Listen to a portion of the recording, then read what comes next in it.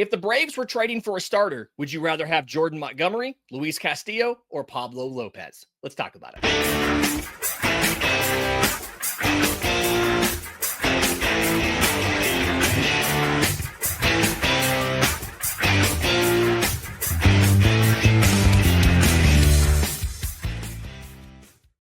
Yes, welcome on in to Braves Today for Tuesday, December 31st. It's the last show of the year. This is your source of news, notes, and updates on your Atlanta Braves. I'm your host, Lindsay Crosby. You can follow me on Twitter and Blue Sky at Crosby Baseball. You can follow the show on Twitter, Braves_today. We have a Facebook page and an Instagram as well. And you can find all of my written work, bravestoday.com. That's the Braves Today Substack, as this is both a podcast and a newsletter. A couple people recently have asked, what are the best ways to support Braves Today in general, the show, the newsletter, everything that we're doing trying to cover your Atlanta Braves. Easy answers here. Rate and review on Apple Podcasts, Spotify, wherever you get your podcasts. Subscribe to the YouTube channel. You can subscribe to the newsletter. There's both free and paid versions. All of those funds go back into more trips to Atlanta, more trips to spring training, winter meetings, all kind of different stuff to try to cover your Braves as good as we can. And today, I was waiting to record the Tuesday episode until Tuesday morning because there was a lot of chatter on Braves Twitter that a deal was coming soon. I think that was it was the anniversary of the Chris Sale deal, so everybody assumed another deal was coming for another veteran starting pitcher. But I did get a lot of questions recently about trade acquisitions and both sides of this, right? If you were to acquire a starting pitcher, who would you rather have? Who would get DFA'd if you make signings or trades? And then what prospects look like they're going to break out in 2025 that we would not want to trade in a deal, one of those where it feels like it would come back and bite you. So we're going to take all of these. Let's start off with the pitchers you'd rather have. And the question when it was presented to me was Jordan Montgomery of the Arizona Diamondbacks, Luis Castillo of the Seattle Mariners, Pablo Lopez of the Minnesota Twins. There are reports and rumors out there that Sonny Gray could potentially get moved by the St. Louis Cardinals. It's been reported that he has expressed he wants to stay in St. Louis. So I did not put him into that group of three. I've always thought he was a good fit in Atlanta. I wanted him in free agency last winter until it turns out where he got a qualifying offer. I didn't want to give up that draft pick. His acquisition would also be a little bit funky because of the contract. It was significantly backloaded. He's got some sky-high salaries in the last couple of years of that deal. But if you're looking at Pablo Lopez, Luis Castillo, Jordan Montgomery, there's a couple ways to evaluate this, right? If you're looking at solely what is the cost to acquire this guy, I feel like Jordan Montgomery is by far the cheapest of those three, right? He's, in essence, it's a salary dump. He's making $22.5 million. He's not happy with the organization because the owner talked crap about him and said that was a mistake to sign him in the first place. It's a one-year deal. After signing Corbin Burns, they probably need to get out from under that contract, as well as they don't necessarily need him. So that might be one of the cheaper options in all of these different deals. Luis Castillo is probably not as expensive as Pablo Lopez because at the end of the day, the Mariners have financial concerns here. He has more control than Pablo Lopez does. Arguably, he's had a better season the last couple of years. I don't think he's quite number one starter caliber at the moment, but in Seattle, 29-23, 3.43 ERA in 74 starts and 437 2/3 innings. He's been very good. He is signed for 3 more years at $24.15 million, and he has a vesting option in 2028, provided he throws 180 innings in 2027. So that's a $25 million option. So you could get Luis Castillo for 4 years and 180 innings. He's thrown that. He's thrown that in both of the. He said that one of the 2 years he's been in Seattle. 23, he threw 197, and 24, he made 30 starts with 3 less starts and threw 175 1/3 innings. Feels like he probably would be able to get 180 innings So that'd be a 4 years of control. But for me, I think Pablo Lopez would be the most expensive because, yes, the Twins are looking for some salary relief. But when you look at Pablo Lopez, his year last year wasn't amazing, right? 4.08 ERA, 15-10 record, and 185 in the third innings. It was one of the higher innings totals of his career outside of his first full year as a starter in 2019. But that being said, I am of the opinion that Pablo Lopez is probably the best of these three guys. I think that what he does, I think he's obviously very skilled, but also you have age in your favor in this. Pablo Lopez, 3 years, $21.75 million, age 29, 30, and 31 seasons. He's the youngest of between him and Castillo. And he's shown the ability to be one of the best pitchers in baseball. 2021, 307 ERA. And I hear people now saying, hey, Luis Castillo has thrown in 2022 combined between both teams. He had a 2.99. And that's right. He has. Since he got to Seattle, he had a 101 ERA plus last year. And he had a 118 ERA plus in 2023. Whereas earlier in his career, he was putting up 137s, 153s. He was legitimate number one starter stuff when he was in Cincinnati. Now he's settled in as more of a number two or number three. Pablo Lopez, when he was in Miami, was putting up 126s, 138s, things like that. He's not been as good in Minnesota as he was in Miami. And last year was particularly rough with a 4.08 ERA. But I can't quite put it into words. I have more confidence in Pablo Lopez getting back to that form that he had versus Luis Castillo. Maybe it's the fact that Luis Castillo has played in an extreme pitcher's park, probably the most pitching slanted ballpark in baseball. And so some of me is assuming that his numbers have been artificially kept down a little bit by his home ballpark. And we're mobile. I'm still here in Ohio. Those of you watching on YouTube, you see my brother-in-law's basement office here. So I don't have all of my notes and everything in front of me to pull up the splits and everything, but I'm pretty confident in saying that like Pablo Lopez has not gotten as much advantage from his home park as Luis Castillo has from his. I think you combine that, you combine the youth. Again, Pablo Lopez will be 29 in the next year of that deal. You'll have him for 29, 30, and 31, whereas Castillo is going into his mid-30s. I feel like if you're ranking these guys solely on how good they are, I have Pablo Lopez above Luis Castillo.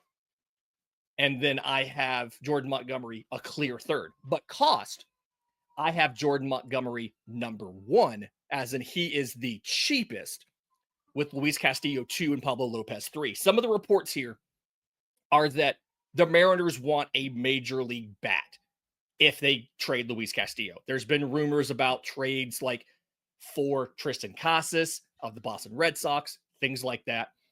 I don't really know what MLB bat you have to give to Seattle that would have them accept this deal. Obviously, they won't take Jared Kelenic back. Maybe it would be something like left on that deal. I feel like that's not enough control for them to be happy with the deal. So I struggle to figure out where you would do a deal there. Whereas with the Twins, it makes sense. They're going to want a controllable MLB piece and some prospect capital. But I'm thinking about the last time they traded a starter, or when they traded the starter when they weren't really looking to trade a starter. It was the Jose Barrios deal. And who went in that deal? It was, at the time, promising prospect, former first-round pick, Austin Martin, second base and center field, flex guy. He looks like he's going to be probably a utility man at the next level at this time. But back then, he was on the verge of a top 100 prospect. And pitcher Simeon Woods Richardson, who made their rotation down the stretch last year and should be a major league pitcher for them in 2025. if you don't have to give an MLB regular to the Twins, I feel like the Braves have a better avenue to make a deal with the Twins than they do with the Mariners, who have been pretty insistent that they want an MLB bat. And it makes sense they would want a first baseman or a second baseman. Maybe they would take a Nacho Alvarez, but it doesn't really feel like that's going to be the direction they want to go. This is Seattle, mind you, because they have so many options at second base, whether it, like prospect Ryan Bliss, first prospect I ever interviewed, by the way, back when he played for Auburn. And in his draft year, as soon as the season ended, we did a nice long interview. First prospect I ever drafted. Love that guy. He's great. He's getting married. So I'm at the point of, it feels like Pablo Lopez is more attainable than Luis Castillo, despite the fact that the Seattle Mariners have telegraphed they are more open to moving Castillo than the Twins have signaled they are open to moving Lopez. Because the Twins didn't signal they were open to moving Jose Berrios either, but they kept listening to the deals. And eventually it got to the point where they said, we have to go ahead and make this deal. So if that were to happen, who would you DFA in the acquisition? And Andrew asked this. He actually said, if you get an infielder, an outfielder, and two pitchers, who would you DFA from those groups, right? So if you were to get two pitchers, which two pitchers would you DFA on the 40-man roster to make room for them? Interesting question. I haven't gotten one like this before, so I appreciate that. Thank you, Andrew. Reminder, if you have questions for us, I'm on Twitter at Crosby Baseball. Shows on Twitter, Braves_today. Email contact@bravestoday.com. We got an amazing email early in the week. I showed all my family here in Ohio the compliments and the nice words he gave me. And we're going to take his show idea and do a show probably on Monday using what he suggested about when is it okay to go a little out of pocket on a contract and accept some bad years on the back end to get an amazing guy who can push you over into the World Series. And we'll have that whole conversation probably on Monday. If you're DFAing a guy in a trade acquisition, the first name that comes to mind for me is Alan Winans. Alan Winans is a guy, you saw him come up in 23. He looked pretty decent in his first start against the Mets, who he had been a reliever for them before Atlanta took him in the minor league portion of the Rule 5 draft. The Braves then asked him to go out again in his next outing against the Mets, like a week later. Side note, I hate how the MLB schedule sometimes has you play the same team in a series twice in a week and a half span. I think that's the dumbest thing in the world, because you end up with situations like this where Alan Winans started his two consecutive starts were against the same team. The Mets teed off on him in the second start, and he's not really been the same since. He's a lower velocity. The fastball is like 89, 90 with a really good changeup. And the overall ceiling on something like that is limited. You saw it work out a little bit in 23. They used them a couple times in 24. Atrocious results. And it reminds me of how Darius Vines was in a similar situation. He started a little bit. They tried him in relief. They DFA'd him. And for a while, he was pitching in 24. He was pitching down in Double-A Mississippi. He didn't even make the Triple-A rotation. I feel like that's where Alan Winans would be. He's a guy that Atlanta, it's nice to keep him. He does really good. He did really good in Gwinnett, right? He was an above average starter in AAA, but in the majors, his stuff doesn't necessarily play as well as you'd want it to. So he's probably the number one guy to get moved in that situation. For a second pitcher, I really struggle with this because we haven't seen some of these acquisitions play in Atlanta. Would it be a Connor Gillespie? Would it be a guy that they didn't want to use as a starter last year in Dylan Dodd? He came up briefly and pitched in relief like twice and then went back down. I'd struggle with who that might be. If it's a position player, if you acquired an infielder and you said, we're going to move an infielder or DFA an infielder because we acquired an infielder, Christian Cairo feels like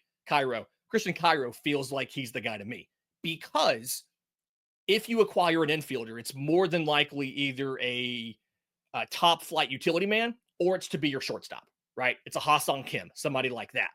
And if you like Christian Caro as a Rule 5 pick, the odds are he already was not going to stick. You DFA him, you end up giving him back to his original organization if they want him. You get half of your $100,000 that you paid for the Rule 5 selection back if they take him. Christian Caro feels like he's the guy to me. If it's an outfielder, I really struggle here. I do think you would eventually, like Carlos D. Rodriguez would eventually get optioned back down to AAA, but they signed him and gave him a 40-man roster spot. I don't think they would DFA him. I would guess maybe Luke Williams. He's been that 26th man on the roster quite a bit. I think it was in 23. He got DFA'd once or twice. I feel like if you have enough middle infield help between Nick Allen, things like that, he may be a guy that you decide to just DFA and hope to try to get him back in the organization and stash him back in the minors. Maybe you promise him, hey, we're going to DFA you, but if nobody claims you, we're going to take you back. We're going to sign you to a minor league deal. We'll give you a higher than normal salary for the minor leagues, and we'll keep you. In just a minute, the other side of this, what prospects would you potentially trade, and who do you think would break out, as well as a question about my thoughts on Hurston Waldrep. We'll get to that next, right here on Braves Today. Welcome back to Braves Today. Lindsay Crosby talking about both sides of a potential trade for a starting pitcher, right? Which starting pitcher would you rather have? Pablo Lopez, Luis Castillo, Jordan Montgomery? Who would you DFA to make room for that guy? And the flip side of this is on the prospect side, who might break out in 2025 that you would not want to trade in this deal, as well as my thoughts on Hurston Waldrep. And let's get to Waldrep because he's probably right now one of the more polarizing top prospects in the Braves media sphere, right? Braves Twitter or Reddit or whatever. And I feel like because of what I've talked about on this show, based on conversations I've had with external talent evaluators about how there's a growing disbelief or a growing lack of belief that he will stick in the rotation, that I am now branded as the low man on Hurston Waldrep. I am a big Hurston Waldrep fan. Let's just establish that right here. I'm a big fan of Hurston Waldrep. The thing is, some of the concern that's been relayed to me by scouting professionals is about how and caveats, there were injury issues last year. He had that forearm injury, but how the lack of development with the control and the fastball shape limits his overall ceiling. Okay. I still like Hurston Waldrep. I have a slabbed Hurston Waldrep 10 out of 10 card in my office back at home. So I like Hurston Waldrep. But the issues with Hurston Waldrep have come down to the ability to consistently throw strikes, the walk rate being too high, and the inability specifically of the fastball to land for strikes and how it limits the overall profile. So what Hurston Waldrep does is the goal is land the fastball in the zone enough so that you can play the splitter and the slider off of that. Splitters are notoriously hard to control. Not many guys can reliably locate that splitter where they want to, right? You're trying to throw it in the bottom third for a strike. It may be below the zone and you can't really fix that. That's just how it works. As a low spin pitch, it behaves more erratically. That's the entire physics principle behind a knuckleball. The ball doesn't spin, and so therefore it moves erratically. Splitters aren't nearly that bad. A good knuckleball is one rotation on the way to the plate, but splitters are still coming out with 900 RPM versus a breaking pitch would be at 2200. It's a significant difference. And with Hurston Waldrep specifically, 61% strike rate overall. The issue he runs into is when he can't reliably locate the fastball in the zone, opposing hitters can just disregard the splitter and disregard the slider because they're both intended to be chase pitches below the zone. And you can just let him walk you. And so the onus is on him. He has to be able to throw that fastball for strikes more often. The other issue is when that fastball gets in the zone, sometimes it is too hittable. We've talked about this before. It's a dead zone shape. It doesn't get enough, like it doesn't have a great vertical carry, like induced vertical break, carry up in the zone. And it has just enough horizontal movement to look exactly like you expect it to. It's not fooling you from the vertical. It's not fooling you from the horizontal. Part of me wonders if a two-seamer would do him better than a four-seamer. But either way, he's in a situation where he can't reliably get that fastball in the zone enough. And then when he does, it sometimes is too hittable. So you got to work this out. I still think his floor is a high leverage reliever, if not a closer. But I think, if I remember right, Baseball America in their most recent 2028 roster prediction has him as the closer. And I think if you spend a first round pick on a guy who ends up being a closer, it's not a wasted pick. Those are the limitations here. And so far, with his time in Atlanta's minor league system, and with the caveat of he did have an injury for some time last year, he hasn't shown enough improvement in the ability to land the fastball for strikes where professionals are starting to question whether or not he can still be a starter. That's where I am with Hurston Waldrep. If another team valued him as a starter and asked for him in a trade, I would be more willing to trade him now than I was this time a year ago, simply because we have not yet seen that get better. It still can, don't get me wrong. He's been in the system for a year and a couple months as of today. It still can get better, but it's not there yet. And so I do think that's why he's a little more tradable now than he was this time last year. Now, I was asked about the breakout prospects for 2025, as in guys that we would not want to trade. There's a couple names that are like Drake Baldwin's not being traded. We've heard the reporting from the winter meetings. The Braves were in on Crochet. They were finalists there, but they would not put Drake Baldwin in the package. Drake Baldwin's not being traded. I do think they would move Nacho Alvarez for the right deal. I don't know what that deal would be, but I do think they'd move Nacho Alvarez in the right deal. Some of the pitchers that I don't think would be in there, some of these guys have already broken out. Garrett Bowman, the prep pitcher, the 6'8" physical monster. I would argue he's already broken out. Lucas Braun has already broken out. Drew Hackenberg has already broken out. Blake Burkhalter has already broken out. I don't think any of those guys are breaking a lot of ground here in this. The two guys that I am going to go out on a limb right now and say they have a good chance of breaking out in 25, based on the little bit I've seen and the reports about them from the draft and some of what the team itself has been saying. I got a pitcher, I got a hitter. They're both from the last draft. The pitcher, Herrick Hernandez, 2024 fourth rounder out of Miami. He only threw 6 2/3 innings last year, 4 after the draft, 4 hits, no runs, no walks, 12 strikeouts. We make the joke a lot. I make the joke a lot on Twitter. I've made it in the newsletter before, maybe even on here before, about the Spencer Strider starter kit. Herrick Hernandez absolutely is the Spencer Strider starter kit. He's a shorter guy. Strider's 6 foot tall. I think that's a little bit. I think I was taller than him when I talked to him in Northport early in the year. We stayed side by side. I don't have a picture, so I can't tell, but I think I'm taller than him. He wasn't in cleats. He was in slides. Maybe that was part of it. Anyway, Herrick Hernandez is like 5'10". Like, he's shorter than Strider, and I'm not convinced Spencer Strider's 6 foot tall. But Herrick Hernandez has a high induced vertical break fastball. Like, it gets a ton of carry up in the zone. It's a lower approach angle, what they call a vertical approach angle, VAA. So you combine the really good carry with the fact that it's released a little bit lower from his shorter height, and it means it literally looks like it's moving up as it comes to the plate. So that is an outlier trait. We talk about this all the time. For pitchers, you want to do something that hitters are not expecting, right? Hitters inherently don't expect a pitch to rise on the way to the plate. We talk about induced vertical break, and it's the ability to resist gravity and not drop as much. I'm telling you, Herrick Hernandez looks like it rises on the way to the plate, okay?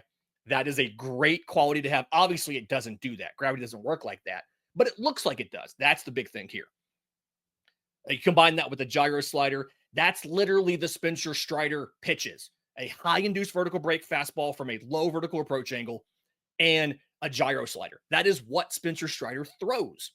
Now, when I watched his Augusta Green Jacket start. It looked like he was throwing a splitter as his third pitch, which I love that. I do think if that was in fact a splitter, it's a great camera angle. It's a little wider than I want. You don't have all the technology. I think it was a splitter. I think it's better than Spencer Strider's at the time third pitch, which was the changeup. Now Strider throws a curveball, obviously. I think Hernandez may have a curveball in there as well. Again, he threw 6 2/3 innings. I only saw what he threw in Augusta. Uh, but I really like the Herrick Hernandez stuff, right? Like this 1-2 combination is really good. And if you can get that third pitch reliable, the splitter, the curveball, whatever it is, I really like the ability of these pitches to confound and confuse major league hitters. Obviously, you got to get him through the system. I would imagine there's a chance, being a college guy, he starts in he starts in high A next year. And the goal would be to get him to double A in the second half of the year. Maybe he's a 26 call up. Who knows? A little bit of time at the end of the season, like Strider was, a little time at the end of the season, 26, and maybe he's a starter in 27. Who knows? But I really like his stuff, and I'm excited to see what he can do with a full season in 25. Looking for a hitter, I really struggled on this, okay? I didn't want to go with one of the international players who's been hurt or who has struggled because it's easy to say, yeah, that guy who got $2.5 million could break out. But going back and looking at some of the notes that I had from the draft, from when we talked to Ronit Shaw, Patrick Closey, the 11th round pick out of St. Louis, got in 22 games in single A last year, 256, 9 walks, 17 strikeouts, 3 for 3 on stolen bases. The numbers don't blow your mind.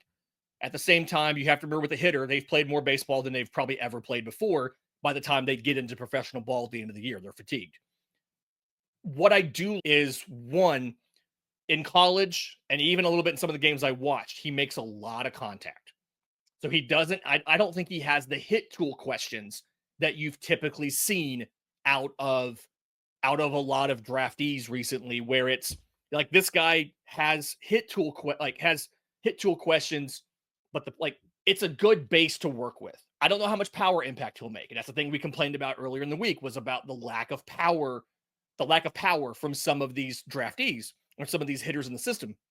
But some of the things that I noticed in Shaw's comments on day 3, when we talked to him after the draft, he said that this was a scout pick. This was something where one of the scouts saw him multiple times, turned in reports on him, and pounded the table to draft him.